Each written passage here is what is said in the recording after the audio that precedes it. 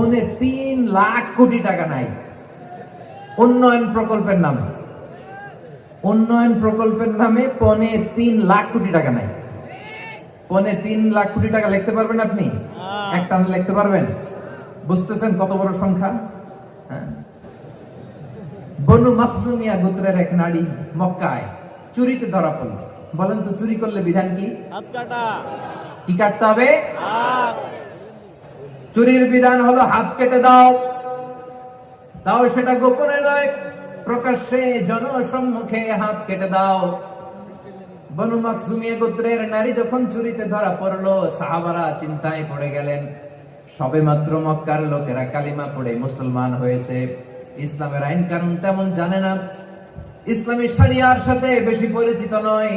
এখন যদি বিশ্বনবী চুরির যেই বিধান এটা যদি কায়েম করে হাত যদি কেটে দেয়, না জানি মক্কার লোকেরা আবার বিগড়ে যায়, না জানি মক্কার লোকেরা আবার মুরতাদ হয়ে যায়, না জানি মক্কার লোকেরা ইসলাম থেকে দূরে সরে যায়।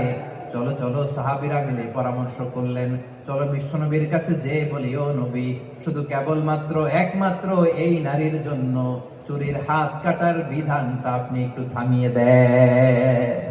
চুরির হাত কাটার যে বিধান এইখানে একটু রহিত করে দেন, বাকিগুলা কইরেন মদিনাতে যে চলবে, কিন্তু মক্কায় এবারের জন্য মাফ করে দেন। কিন্তু কে বলবে? এই যে পরামর্শ, সাজেশন, এটা কে দিবে বিশ্বনবীর কাছে? সাহাবারা চিন্তায় পড়ে গেলেন।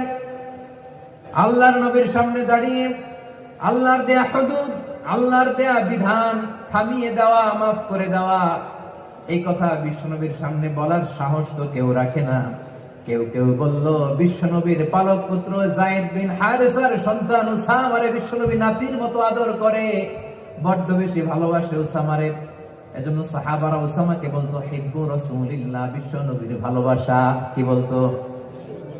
সাহাবীরা বললেন, বিশ্বনবীর ভালোবাসা হিব্বু রাসূলিল্লাহ, উসামারে পাঠাও। উসামারে বিশ্বনবী নাতির মতো স্নেহ করে, মায়া করে, ভালোবাসে। আমরা পারবো না, উসামা পারবে।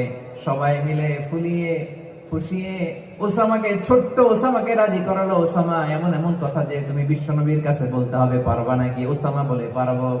সাইয়েদনা ওসামা রাদিয়াল্লাহু তাআলা আনহু তরুণ সাহাবী বিশ্বনবীর কাছে গেলেন, যে বললেন, নবী, বনু মাখজুমিয়া গোত্রের এক নারী চুরিতে ধরা পড়েছে, এবারের জন্য কি এই মহিলাটারে মাফ করে দিলে হয় না?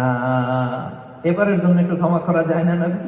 বিশ্বনবী বলেন, আতাশফাউ ফি হাদ্দিন মিন হুদুদিল্লাহ, তোমার এত বড় সাহস উসামা, তুমি আল্লাহর হাত, আল্লাহর দেয়া বিধান এটার ব্যাপারে সুপারিশ করতে এসেছো?